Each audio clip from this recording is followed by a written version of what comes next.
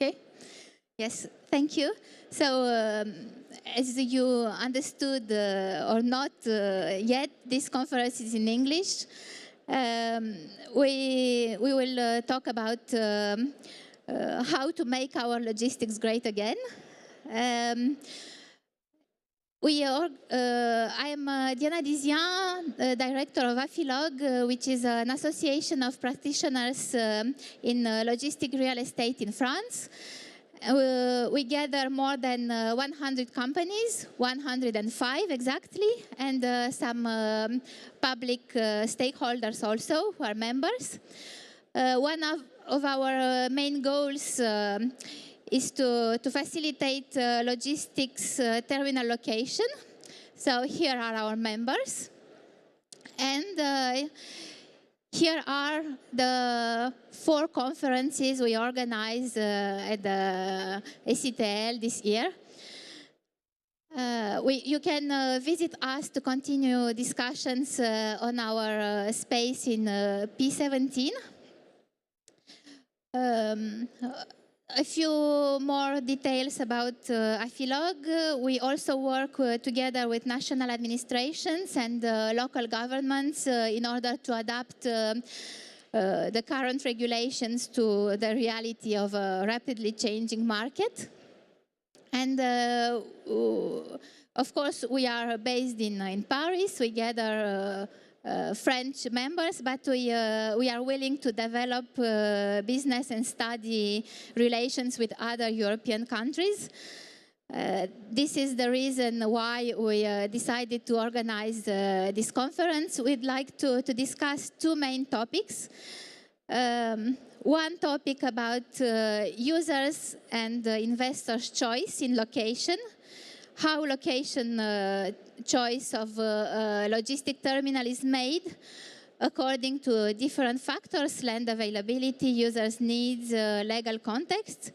And then in the second part of the conference, we will address a special focus on the urban market and discuss the maturity of this market.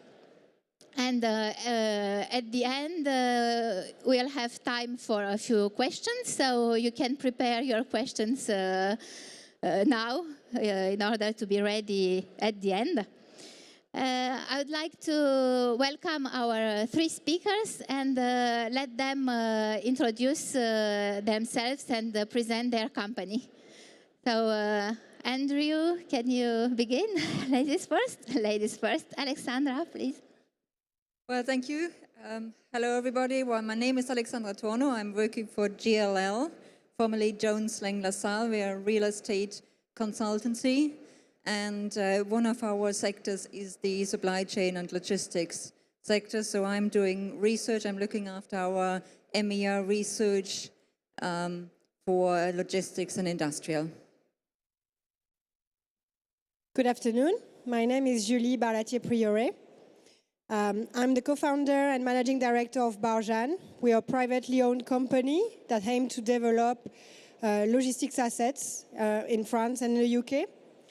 We act as land planner, property developer, asset and property manager, as well as electricity producer. Today, we control about 3 million square meters of land and manage 500 million square meters of warehouses along the logistics corridor, Marseille, Lyon, Paris, and London and Northampton in the UK. And we also operate a dozen solar plants above on the ceiling of our buildings.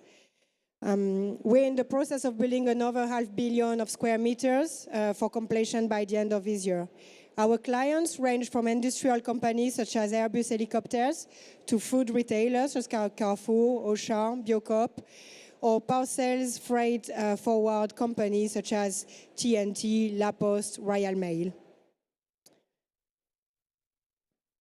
Good afternoon. Andy Stacey, COO of P3 Logistic Parks. As you can guess from the title, we are investors, developers and asset managers of logistic parks across the whole of Europe. We have over 4 million square meters across 9 countries, from Romania to Spain, with France, Germany, Italy, Slovakia, the Czech Republic and Poland. So our aim is to develop and create a network of parks across the whole of Europe in response to our customers' requirements. And so we concentrate on building first-class facilities in first-class locations across the whole of Europe. We've got land to build across the whole of Europe, and we'd be delighted to talk to you about building a new warehouse, as would Julie, I'm sure. Thanks very much. Our fourth panelist, Mike Browne, a professor at Gothenburg University from Sweden, couldn't attend. Finally, he had a last-minute problem this morning, so he sent his apologies to all of you. But I'm sure we'll have a very interesting discussion, and let's begin with the first question. My first question is about the location choice within a country and between several countries. How a user and how an investor chooses the location of a logistic terminal, which are the determinants specific to the urban market, comparing to larger units, larger warehouses. And for instance, supposing there is a big hub, a big warehouse supplying several countries, how is the choice made between several locations? So it's quite a wide question, so please give us a few pieces of answer as you feel according to your experience. Maybe Alexandra? Okay, I can make a start. Well, from the occupier viewpoint, obviously, the question will be, first of all, where are my customers? Which are my markets? So I'm delivering to only one market, or do I cover the whole of Europe? So that will be an important choice. So that will be the question if I have a big European distribution center, if I have a regional center. So it will be the distance to from the entry point to Europe to the customer, obviously. Very important will be the availability of the right space. What we see currently in Europe is really that space is shrinking. We have very limited supply of modern warehouses. The vacancy rate today is tending towards 4.5%, which is very low for modern warehouses, which means if you need a larger space, you will not find anything existing. You will have to find someone who is developing your center, and that means that you need to find also the land for developing. I'm sure that my two colleagues can answer that better than me, because they have land. What we see is that land is also shrinking across Europe everywhere. So that's an important question today. Where do I find the right land? Where do I get the planning permission for my center?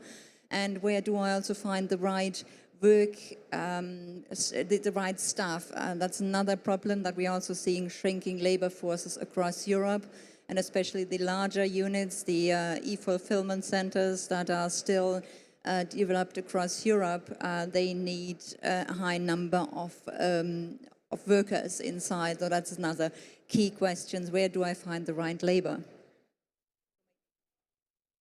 Yeah, I agree with Alexandra.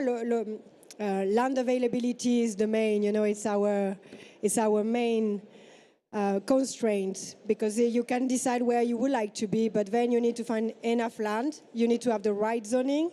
You need to get a clean planning, so with no third-party liability.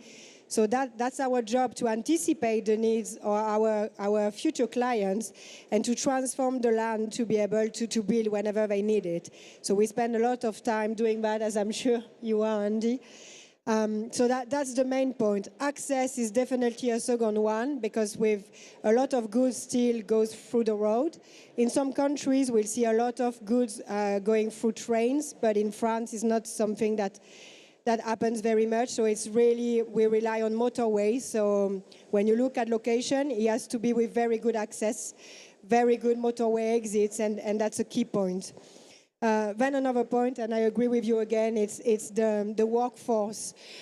Here in France, it's not such a constraint, but if you look at the UK, there are some locations that have become very constrained because they have full employment in the UK, and therefore this is something that the companies take into consideration carefully before choosing a location, because they need to make sure there are enough people to come to work every day and to move the goods. Finally, there's another point, which is the environmental issues.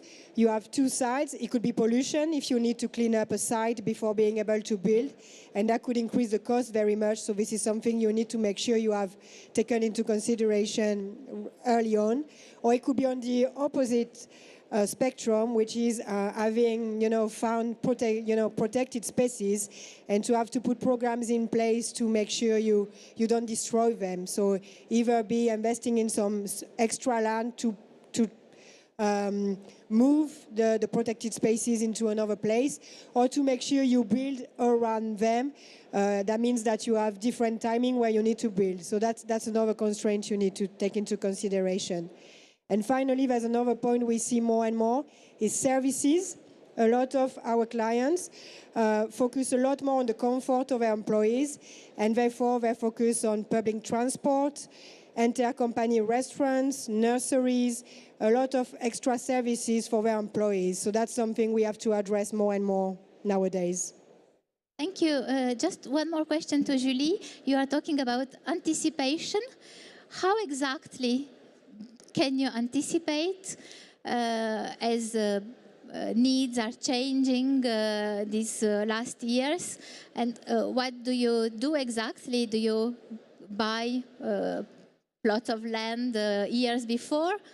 Which is the method exactly? Well, is where we need Afilog, because we need to do a lot of lobbying, talk to the city councils and local authorities to explain that the logistics is really it's more than a need. It's necessary. If you want to buy food, if you want to wear clothes, if you want parcels to be delivered to your doors, we need warehouses. We need the land to do the warehouses.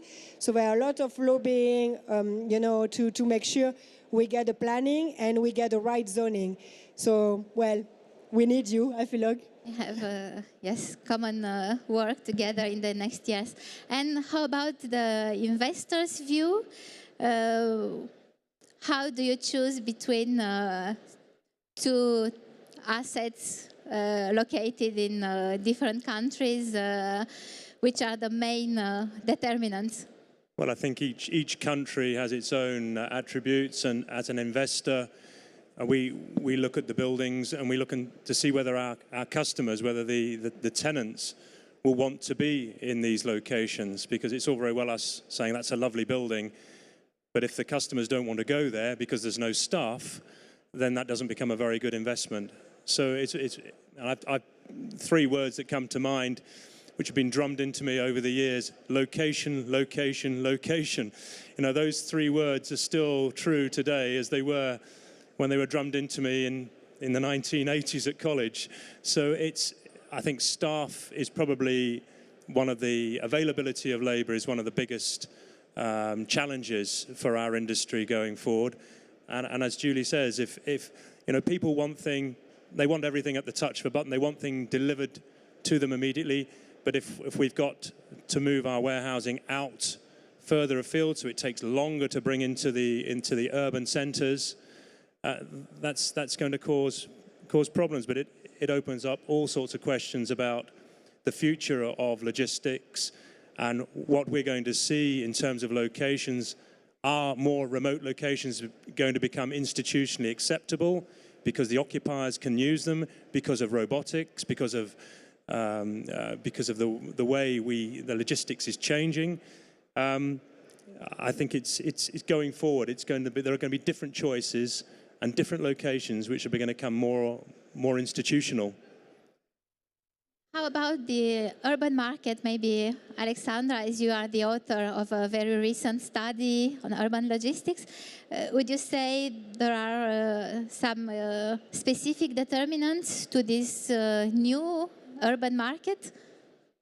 Yeah, I think the urban market is a very challenging world at the moment. What we see is that the increasing online sales are driving more and more parcel deliveries, and many operators need to be closer to their customers, to their market.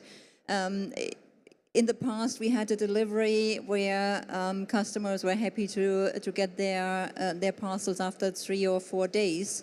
Today, we are moving to next day, we are moving to the same day, and we are moving, even if we go into the grocery market, which is a strongly growing market, we are moving into the next couple of hours where customers will expect their delivery.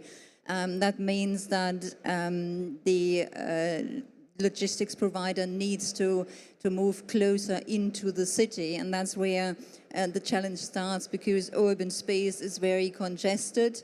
It's a market that's also seeing a lot of other usage, and so logistics is competing with offices, with retail, it's competing with hotels, it's also competing with residential, and often the city municipalities, they tend to give space to the users with a higher value, and that is all the other space and not logistics. So it's very difficult. But we are seeing that a lot of operators are trying to get into the city. They're trying to find space. It's very difficult. Space is also very expensive in the city. So it's quite difficult at the moment, because the operators are trying to figure out how they deliver the space into the cities, which are congested. So do I have to go with vans a couple of times a day? Or can I use public transport? How can I distribute urban delivery space, micro depots in cities? Where do I have to go? How do I service this space? We are seeing that some operators are moving into former retail space, so potentially a retail space in secondary location in cities, where we are seeing that retail is actually leaving, might be an opportunity to redevelop. We are also seeing other spaces. A lot of cities across Europe are pushing out cars of the city center because of pollution and congestion. That means that potentially in the future we will see a lot of space freed up.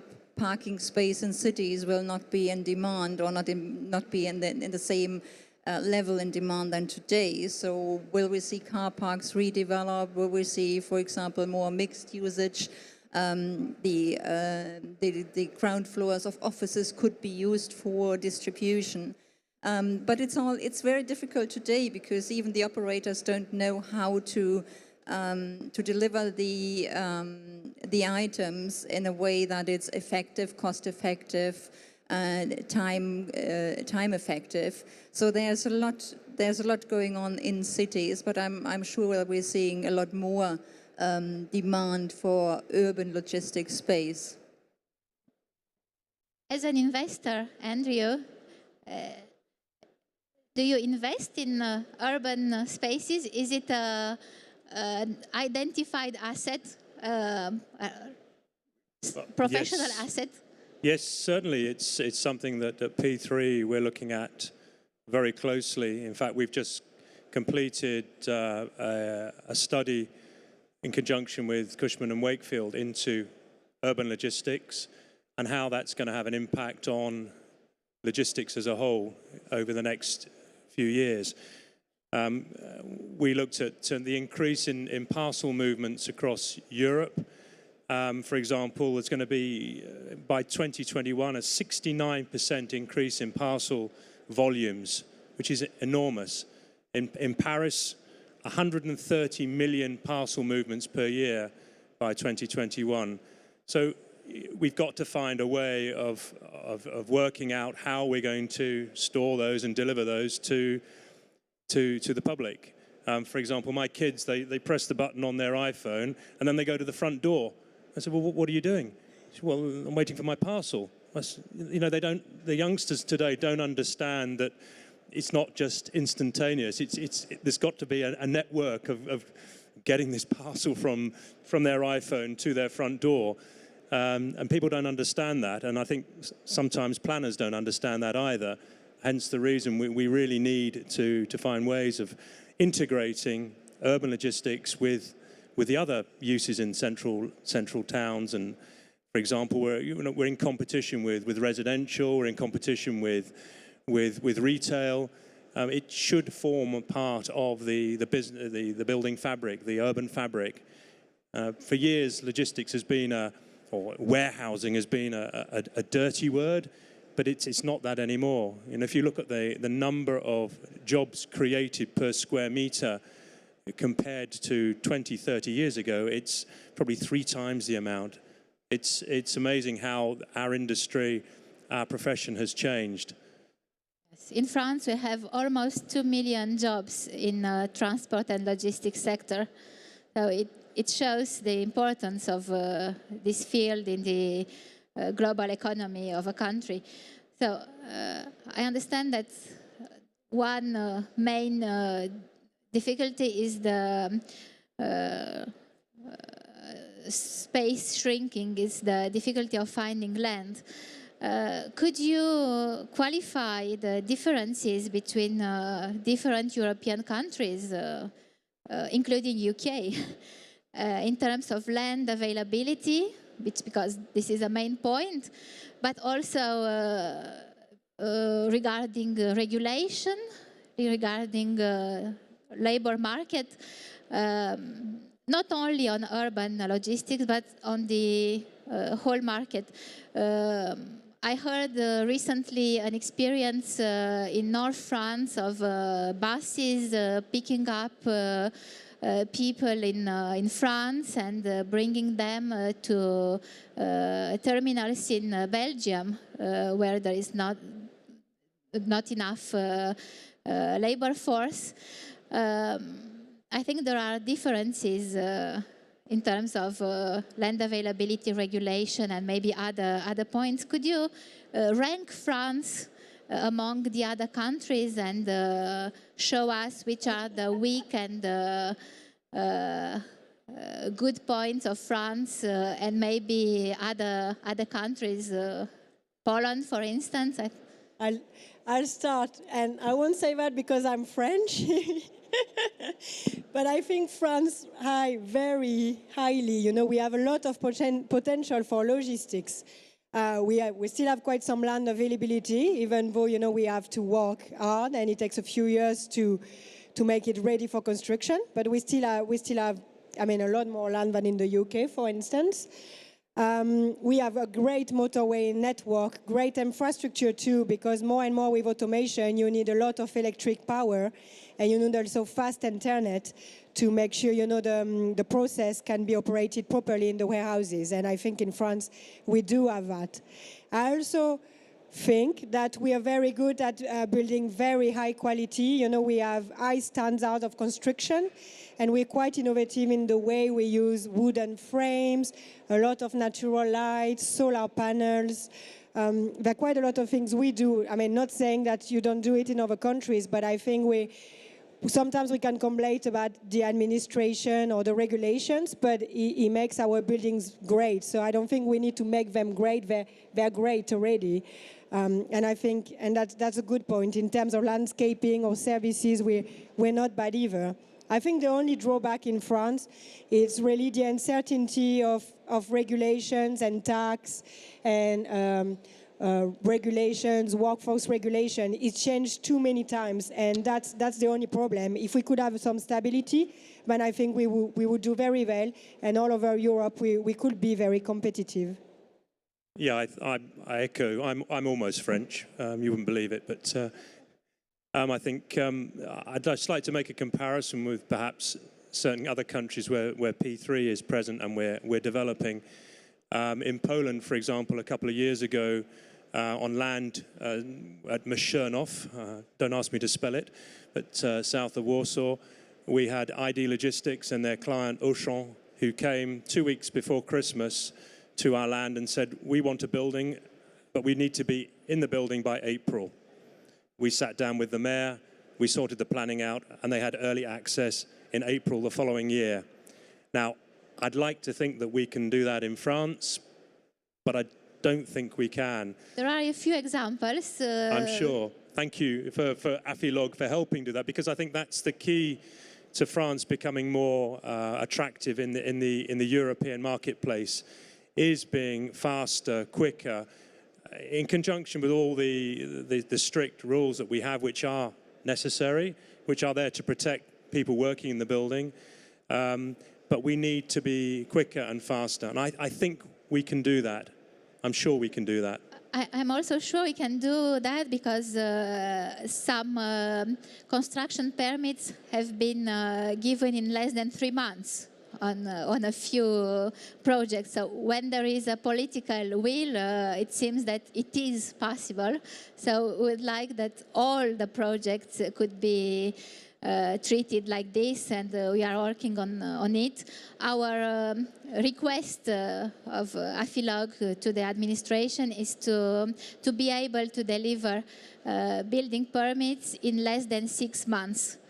So maybe it's not 3 months, but 6 months seems reasonable for a future occupier. So it seems that France is not so badly ranked. Could we have a point of view of Alexandra about how, which are the differences between countries on labor force, land availability, and regulation, please?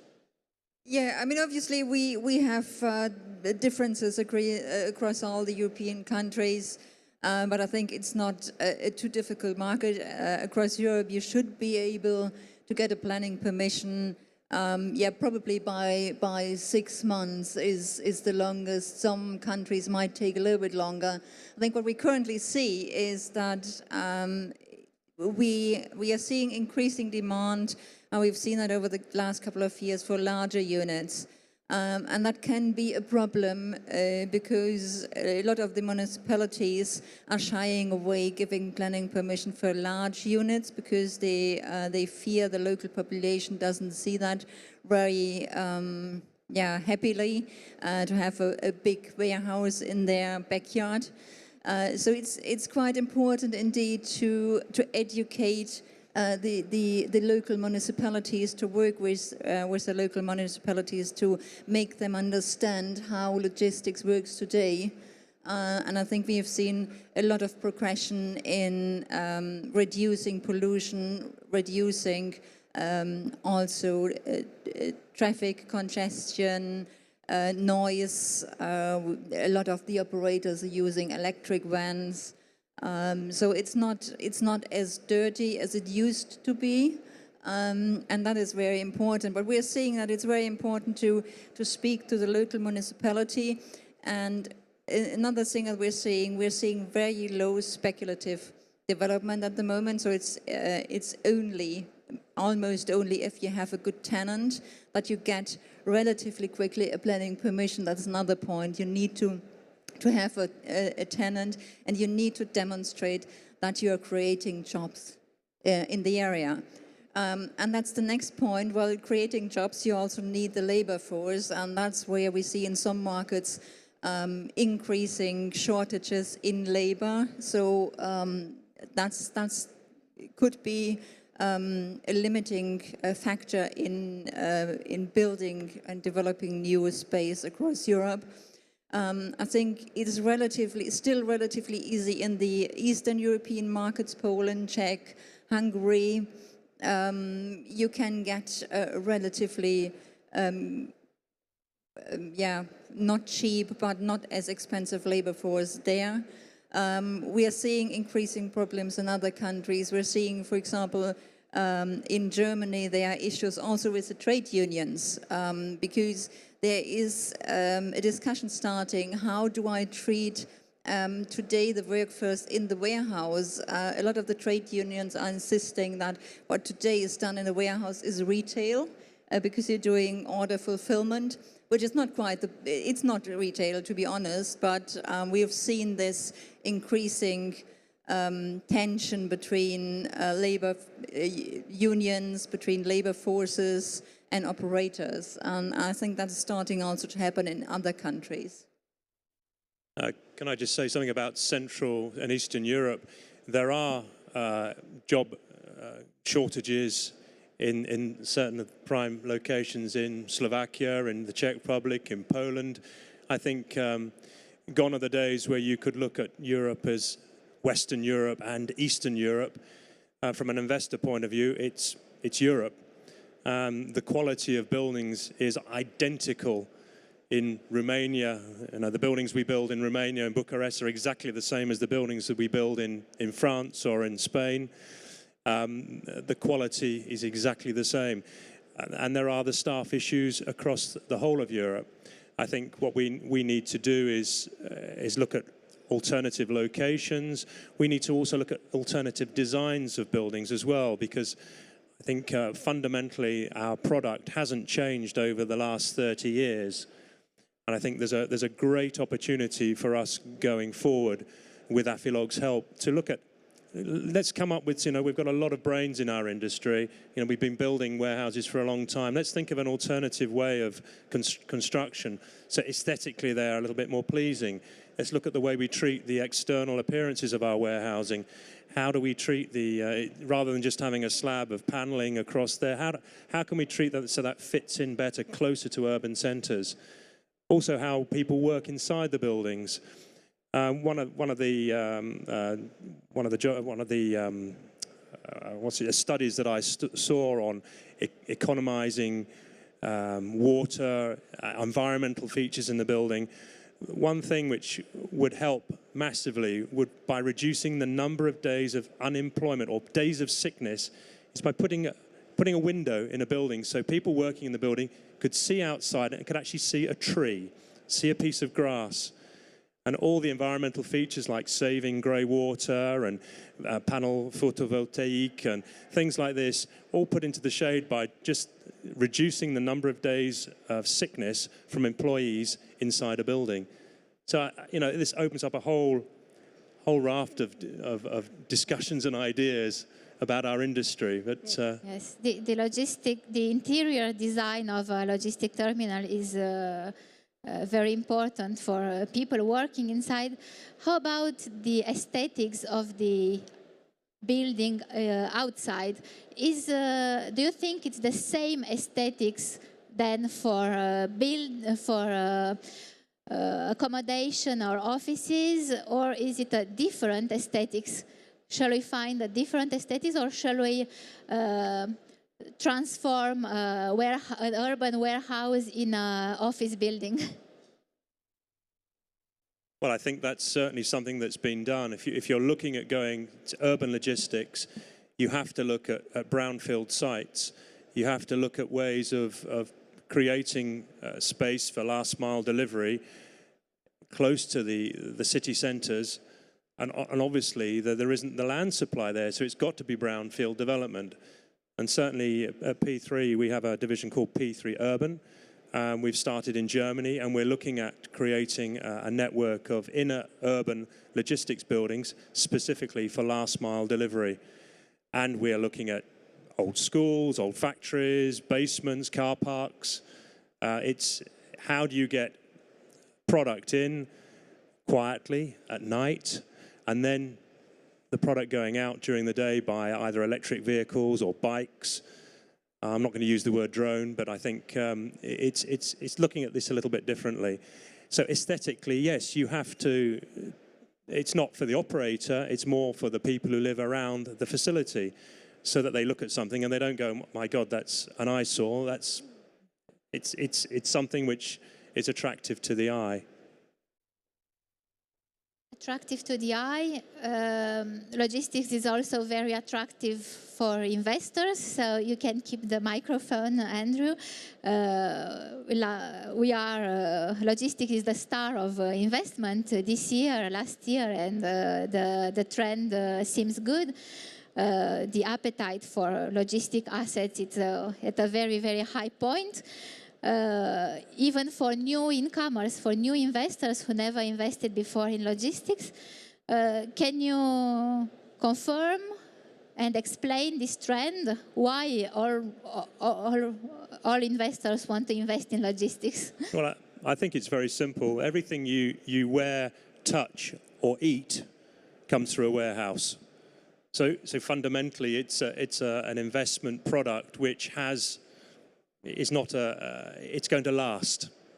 So we've got to, I think if you look at the fundamentals there, and it's taken a long time for the investors to grasp that.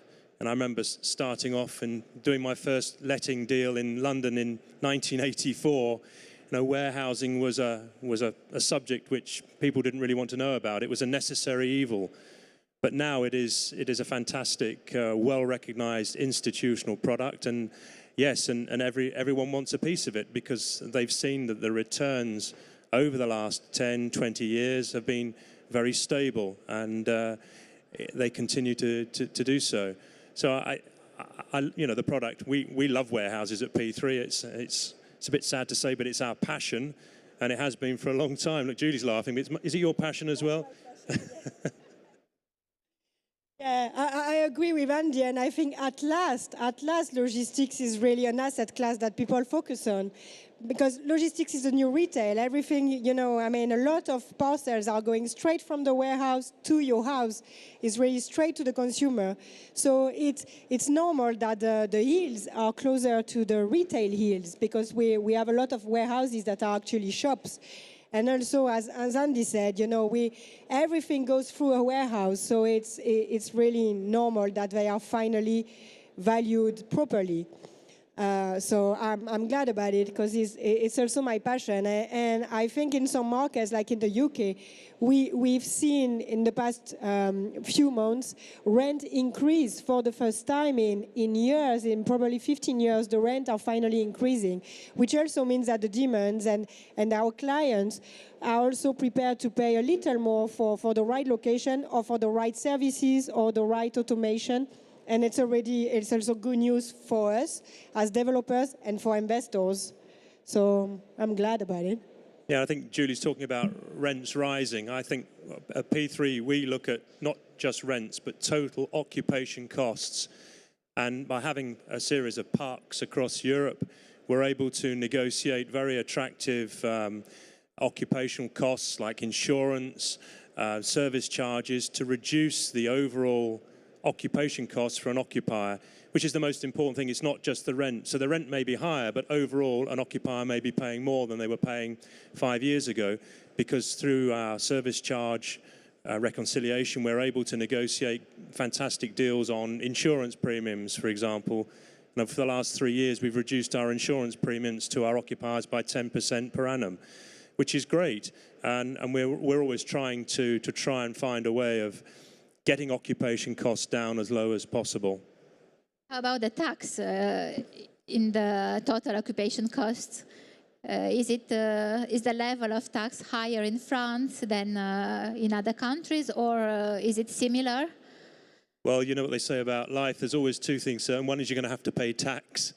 It all depends on which country you're in. It's every country, even as we know in France, taxes differ from region to region. And I think you've got to look at the occupation cost as a whole for where you want to be able to make a decision on a location. So the occupiers have to make that decision. Alexandra, is this the way that occupiers and investors consider the location?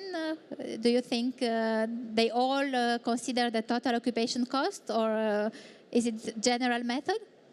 Well, I think occupation costs obviously are playing a role, but if you look at the at supply chain costs overall, I think real estate has a really small portion. It's less than 10% of your total supply chain cost. So transportation is actually the highest cost, with around 80%. So costs are playing a role. Obviously, occupiers are looking at prices, but I think it's a minor impact. If you need space close to your customers, then you have to go closer to a big city, and then you have to pay the higher costs. I think from the investor perspective, what we've seen, and I agree, it really started with the e-commerce boom, that investors started to understand, hey, there's another asset class that could be interesting, and I think investors have developed a lot of better understanding over the last couple of years, and indeed they like logistics because they understand it's important to deliver goods and parcels and continuing online sales, and we are still seeing online sales increasing, are still building a lot of very strong market fundamentals that investors like. What we've seen over the last couple of years, there's a lot of money coming in from international investors as well. So we've seen in the last 2-3 years, Asian money into Europe has increased significantly, and these investors are keen also to immediately get a lot of exposure in the market, though they are buying big platforms and big portfolios. And that's driving the market. So from the investor perspective, I think the question is, we've seen yields going to levels we've never seen before. And I think 10 years ago, during the last boom, I think everybody was already starting to get nervous and said, well, we have now reached a level of yields. That's really the lowest point. And this cycle, we've seen yields going much more down again. And the question is, where are yields going in the next couple of years? I think we are starting to run a little bit the course of yield compression in some markets. If you look at the UK, if you look at Germany, we are at levels that are around 4%, 4.5% in Germany, below that in the UK. So I think going forward, the question is indeed, we will see actually a rent increase, and that will drive some investor decisions going forward, I think. One more question about investment.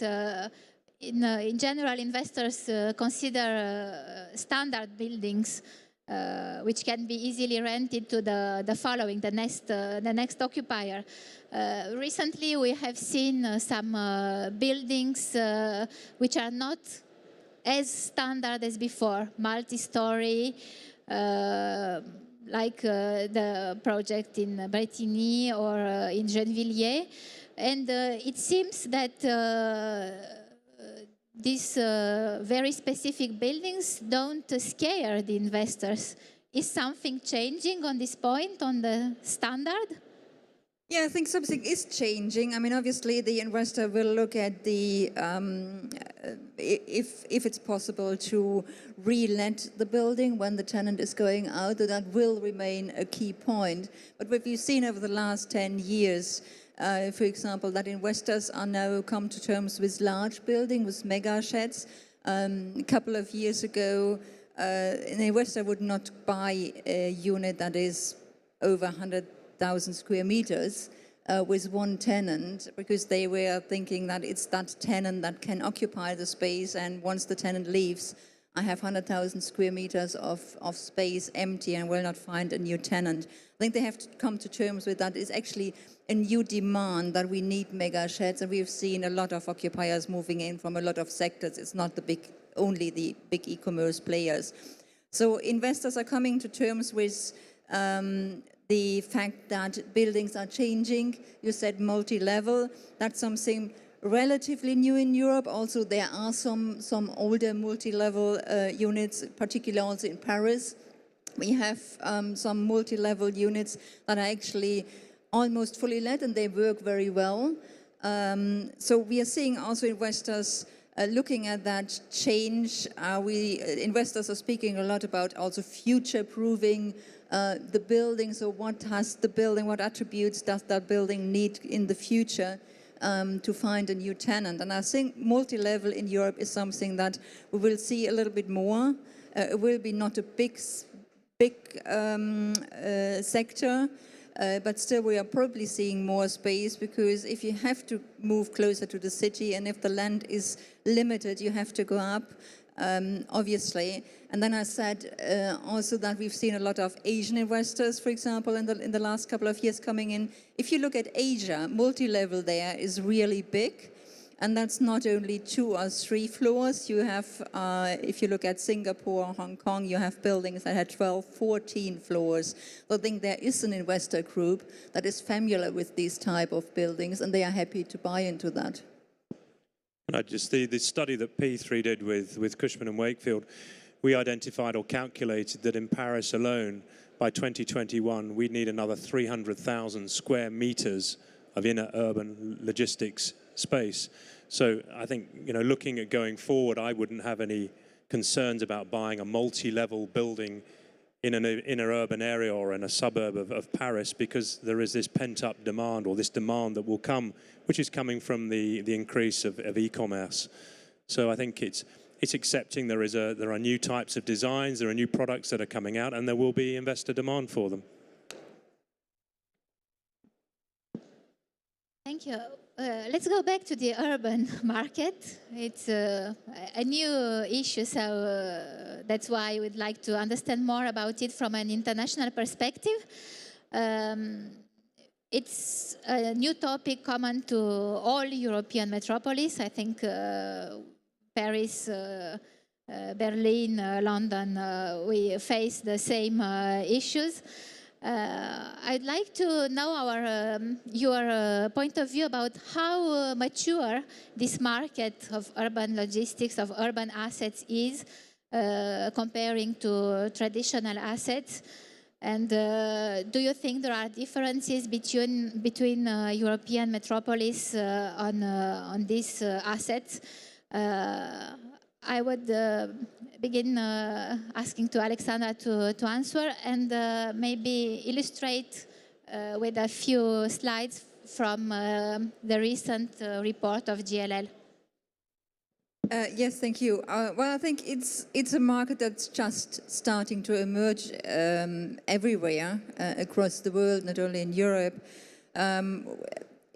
There is not a lot of warehousing space currently in cities. We've seen over the last decades that indeed warehousing has been phased out of cities. It's been moving more and more to the outside. And there's a little bit of a reversion of that, I think, because we will need more space in cities.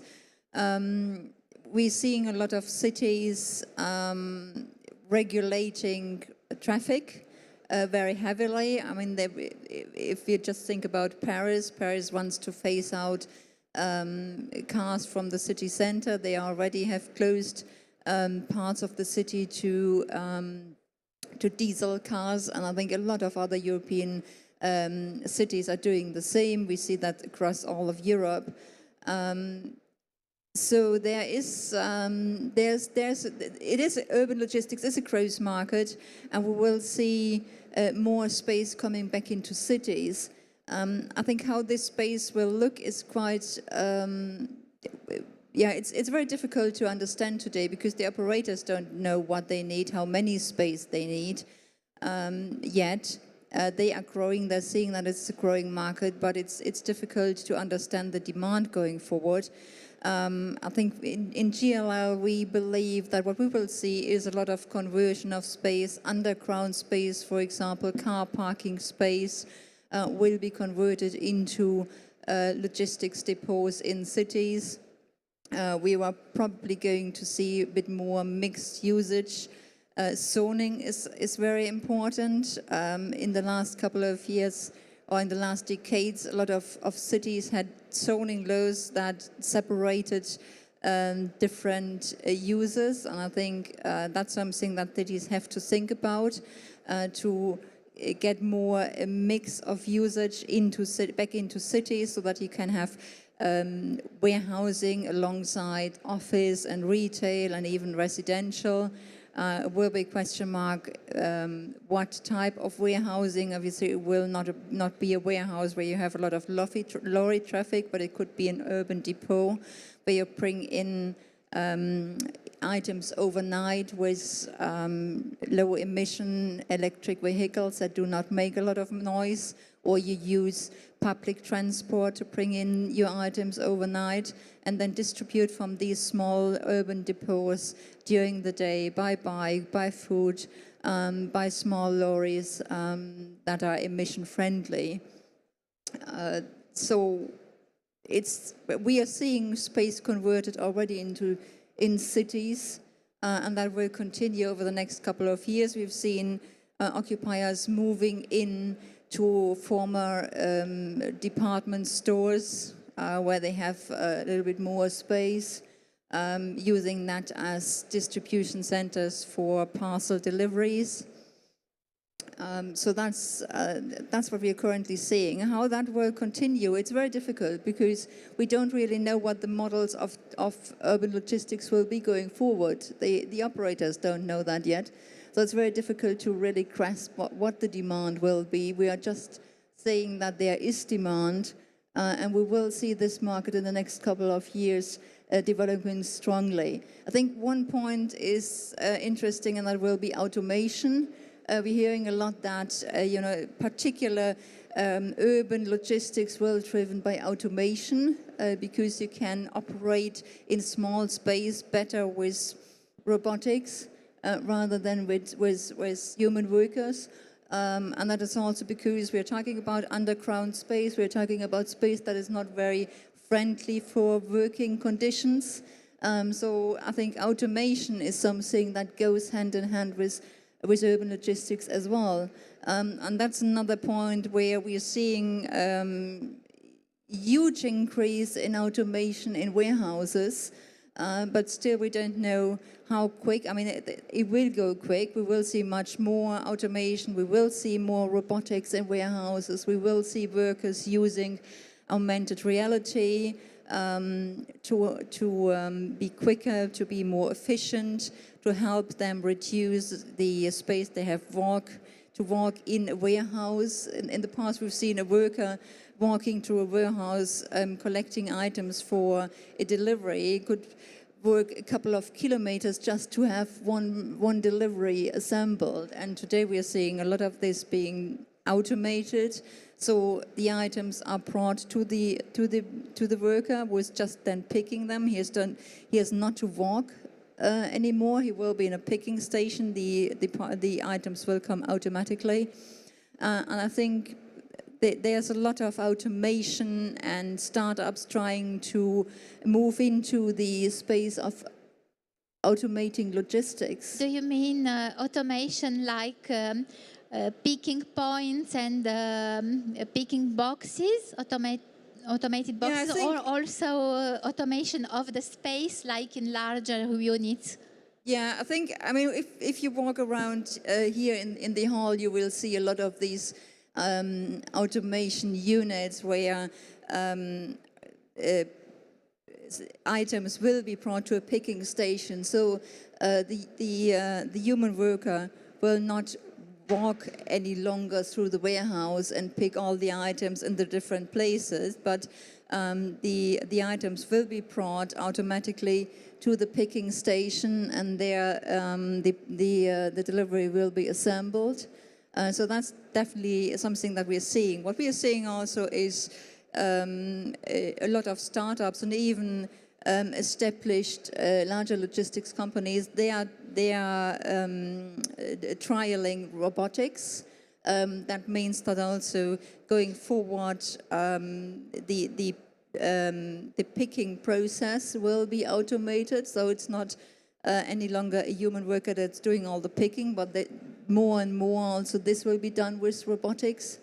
So yes, we are already seeing that. See. We have a few minutes left to talk about innovation. Andrew? I was just going to go on to talk about the urban logistics and the role that big data will have in the size of the buildings and more importantly, what type of stock will be stored in these inner urban logistics facilities. Because there's no point in having space is scarce in inner urban areas. There's no point in having a warehouse in the inner urban centre, for example, in the middle of summer, full of umbrellas. So big data will look at what the trends are, what people are using, what people are eating, what they think people will eat or use or wear or want to buy the next day, so that the product will be brought into the warehouse at night before anyone starts ordering. It's been happening in New York. In New York, they have these container logistics facilities which arrive in town, in Manhattan, in the early hours, and they've already dictated what they think people will be buying that day. So I think that big data is going to have a real impact on inner urban logistics to make sure that the product that's there is actually the product that people want to buy. So that when they press on the button, they get their ice cream, or they get their parasol, or they get their umbrella, depending on what it is. So there is a market for the predictive tools to predict stocks. Yeah, I think we're really living a very exciting time for logistics, but we have a lot of challenges: automation, big data. It's going to be very exciting and very challenging. So we'll just test it. I'm going to press for a beer on my phone and see how quickly it comes. That's it. And how about the environment and the landscaping of logistics? In France, I think this part is more developed than in other countries. So I'd like to know, how do you think the future of warehouses will be in terms of environment and landscape? We have a few pictures from Barjane. Could you? Well, I think logistics had to improve a lot. We had to make sure we gain acceptability. So if we want to be able to develop, and even more if we want to develop in city centers, we need to make sure we can mix with the other usage, like residential, commercial, offices. So, of course, there was a lot of work we had to do, and I mean, we've done it at Barjane, but all our, peers have done it too. So it's we've been using certification, ISO 1401 or BREEAM or HQE, biodiversity, to try to improve the quality of our buildings, not only during the construction phase, but also during the operating phase, which lasts a lot longer. So trying to find a way to reduce electricity consumption, water consumption, improving the landscaping. We were talking about that earlier, and improving the life of the users in the warehouses. And we ran a study a few years ago, and we realized that people were more sensitive to the landscaping than they were to the architecture of the building. So at Barjane, we've been spending a lot of time taking care of our landscaping, making sure there were some spaces for the users to rest or to play pétanque or to play football. So in a lot of our parks, you'll see that we've organized facilities for the users during their break. Also inside, there are some things, not everybody knows that, but we've been using wooden frames, and not only they bring more brightness into the buildings, but also they're more fire resistant. So that means that if there's a fire, the building will last longer, and we will have more opportunity to save the goods and the people inside. So there are plenty of things we can do, and it doesn't necessarily increase the cost of building the properties. That will make the life of the people living around or walking inside better. And it's the only way to be accepted and to be able to gain these city spaces or city centers, by proving that we can mix with the population. Because operating, with warehouses with a lot of employees and cars and trucks near where the people sleep and live, it's very difficult. So we need to make sure we improve on electricity cars, electricity trucks. We have to work a lot on noise too, because that's a nuisance, something with logistics. So there are a lot of challenges and a lot of innovation. And I think our industry at the moment, it's very active and it's very exciting. But it's also very difficult, because we need to choose our battles, and there are so many at the moment that we really need to team up to make sure we know where we're going. Yeah, I couldn't agree more. It's simple things that make a difference, like putting rubber strips down on the loading areas, so when your vans come in the morning, it doesn't make a noise which wakes up the residents. It's simple things like that can make a huge difference. And at P3, we're always looking at how we can reduce energy costs. We made a calculation at one of our buildings in Poland. With the amount of water that we saved, we could water 11 elephants for the year. It was something as simple as that, but it gave the occupier an image as to what just putting little shower heads on the taps and using rainwater to flush the toilets, what that actually meant in terms of water savings. And then we worked it out how much it actually would work out during the length of the lease. And we showed them that it would save them €1 million during the length of their 6-year term lease in costs. And that made them think. So, but as Julie said, it's all of these little things together, and I think it's down to our industry. There's an opportunity for us to really redefine, represent the logistics building, the inner urban logistics building. It's while we have the great weight of money behind us and the level of demand, and if we can work together with Afilog, we can really make some inroads into our product. One of our goals is also to provide you transport and real estate practitioners of new examples of innovative solutions.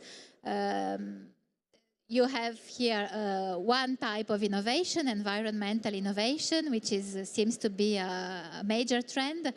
I think, Alexandra, you had a few pieces of examples of other innovations. So could you talk to us about them and about how we can upscale and transfer these innovations, which is first is maybe...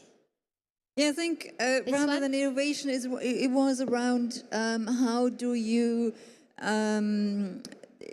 move around cities going forward, how you deliver in cities. So there are a lot of different schemes currently trailed together with city municipalities that aim to reduce traffic congestion, that aim to reduce pollution and noise in cities. So we're seeing, for example, there is a scheme in Amsterdam which is called Amsterdam Smart Cities, that aims to solve mobility issues and in particular promotes sustainability and safety. It's a lot around electric cars, it's a lot around using bikes and also using the waterways, which obviously Amsterdam is a very good city to move also items and parcels on waterways. We've seen a similar scheme in Paris, where a big supermarket chain was moving in parcels via the Seine to their supermarkets for a couple of years. And environmentally, that was a very successful scheme. They had reduced a lot of emissions. They had also taken a lot of lorries from the streets while this scheme was running. Unfortunately, and that is a very important point as well, they had to stop it because it was not cost effective. And I think that's showing that we still need, the logistics sector still and the transport sector still needs to work very closely with cities and city municipalities to implement new traffic schemes that help also to bring sustainable transport models into the city that are actually working from a cost-effective point of view as well. So that is very critical. What does sustainability cost? And I think we are getting better at that, but it still has often a cost attached to it. Do we have examples of cost-effective examples which work with no subsidy? Well, I think we have a scheme here which is showing the smart project of the Harbour of Hamburg. Yes, thank you, that's it. And I think that's quite a clever scheme. That is indeed using data and using technology and smart sensors to reduce traffic jams and obviously make the traffic more efficient in the harbour. And that uses technology and sensors, so the driver will have via the smartphone, it will schedule and it will get a time when he can move into the harbour, and only if you get your access time you will be allowed to go to the harbour, and then when you arrive basically you're unloading or loading gears already. So it's a very quick and efficient way to reduce traffic and to increase the speed of loading and unloading. I think that's a successful scheme that's based on technology. It's subsidized by the city of Hamburg, and I think that's working also for cost effectiveness. Thank you. We have only a few minutes left, so I think I will try to build up a conclusion before letting the last words to the panelists. So I understand that the main location factor is location. That France has a lot of strong points, and we just need to make some efforts on the regulation, and I think Afilog has a lot to do in the next few years to adapt regulation and to work with the administration in order to adapt regulation to the market realities. And I'd like to thank you all. I'd like to ask the panelists to tell us what is important for them to make warehouses great again in this new context, and then we can take a few questions. Well, I don't know about make them great again. I think they're great now. I agree. I think for us at P3, it's the quality of buildings that are very important. We're long-term owners, investors, and we want to make sure that the buildings that we built stand the test of time, and therefore the quality that we build, like Barjane, is very important to us, because they're our buildings. We're not selling them on. We look after them for the years to come, so we want to make sure that the quality is there. That would be my key point. I will add a point that we need to make sure we focus on our clients, and we need to make sure we understand their needs and tomorrow's needs, because we need to make sure we anticipate on their needs to deliver or to change our houses to make sure they meet the demand. So I think that's something, you know, we all talk quite often about building as a service, and I think that's really what we have to do. We need to make sure we always deliver the right buildings around the processes of our clients. Yeah, I agree. I think it's about making warehouses future-proof, as we said. So looking at the conception of the warehouse, looking at workspace in the warehouse, the quality of the buildings will be very important. So make sure that if you build a warehouse today, it will be operative and functional in the future. Thank you. Thank you. We have 4 minutes left for 1 or 2 questions, so I'm sure you have plenty of questions and that you speak perfect English, so up to you.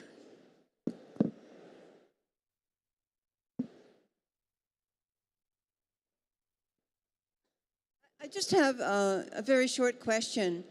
You alluded during your talk to 2 things. First, to the fact that in France, most of the railroads were not used as much as in other countries. I wonder if you would elaborate on why that is, why they're not being used to move freight. And the second question that I had was, it was another allusion that intrigued me. It was about the fact that the workers in warehouses see their job more as retailing, and that creates tensions. And I didn't understand that remark. The changing perceptions of the warehouse and the workers' changing perceptions, and how that would create any kind of tension in the, or maybe I misheard, but it seemed to me. I'll answer the railway one, because I was the one that alluded that. In my opinion, it's only my opinion, I think at the moment priority is given to train transporting people, which is great, and we all enjoy that. And that means that freight is transported very slowly. Therefore, it's at the moment is faster and more efficient to have goods in trucks than in trains. That could come to a lack of competition. That could also come to not enough. I think we have a good railway networks, but perhaps not enough. We've seen that in the UK. There are 5 operators, I think, of railway transporting freight, and it works. And there are a lot of warehouses that are railway connected. While in France, we have developed a lot of warehouses that are railway connected, but none of our clients use them for now. We thought when the oil price was very high that perhaps there was something that would start, but then the oil price went down again, so we'll probably have to wait. But we know that at the moment there are a lot of things happening with the railway sector, so perhaps that's something that will improve in the future. We're certainly seeing across Europe that rail has a future. We're currently expanding our rail freight terminal at our Bucharest park in Romania, very close to the capital for our client Usen Logistics. You know, they've identified a need. They need more space for containers. So in some countries it does work. And in fact, we do have a rail-connected warehouse in Brittany, in P3, which has been used up until recently for water deliveries. So it happens, it's rare, but I think we shouldn't lose the ability to be able to offer rail-linked warehousing, because it will come back.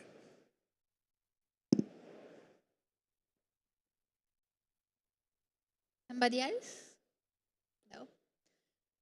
Then it's 5 p.m. We can close this conference. Thank you. Thank you to the panelists, and thank you.